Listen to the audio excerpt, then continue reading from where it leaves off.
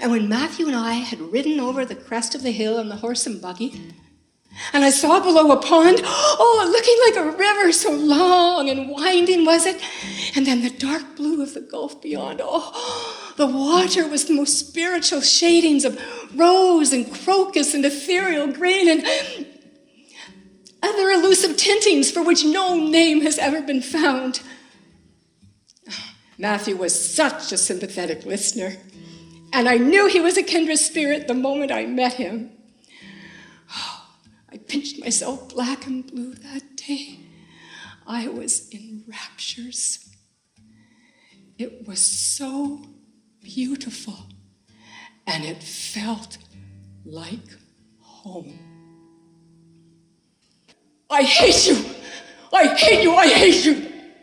How dare you say I'm skinny and ugly? How dare you call me freckled and red-headed? You are a rude, impolite, unfeeling woman. How would you like to be told that you are fat and clumsy and probably haven't a spark of imagination in you? If it hadn't been for Matthew, I may never have been able to stay at Green Gables, but he insisted. And then we got an invitation to dinner. And who else should be invited but Mrs. Andrew Dawson of Winnipeg, nee Christine Stewart. I silently handed Gilbert the letter when he came home. He said, "Christine Stewart? Of course we'll go, poor girl. He seemed to know she had lost her husband 4 years ago. I didn't know. I wonder how he knew. He seemed so happy at the thought of seeing her again." And the dinner was the day of our 15th wedding anniversary. What an entrance I made at that party. Why is it so easy to laugh years later, but not so at the time? I tripped over this barehead's rug in the hall. I staggered through the dining room, across this wilderness of living room furniture, and fell onto the Chesterfield, luckily landing face up. I quickly looked about and was grateful that Christine hadn't made her appearance. But it looked like I had made a drunken entrance, and Gilbert didn't even ask if I'd hurt myself. Oh, but his eyes lit up when Christine stood for an impressive moment in the doorway. No doubt she thought this was the perfect opportunity to show him what he had missed. I immediately felt dowdy, frumpy, unfinished, provincial, and 6 months behind the fashion.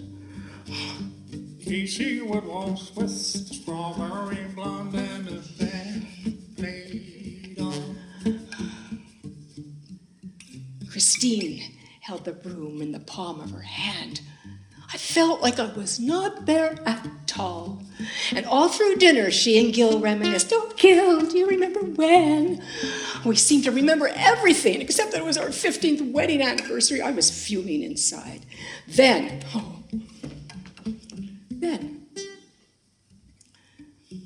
she had the nerve to tell me that she thought Gilbert looked tired and that I ought to be taking better care of him.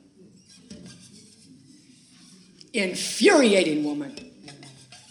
And when I asked him what he and Christine had been talking about for so long in the garden, he said dogs and fleas. All the time I was writhing with jealousy. And then he went on to say how boring her talk, and how annoying her laugh, and how her face had grown hard, and that he thought she looked 10 years older than me. And he said she'd gotten fat.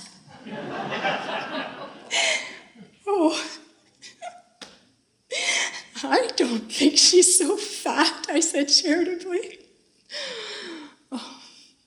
You've been kind, listening to the ramblings of this old woman. I need to step out of doors now.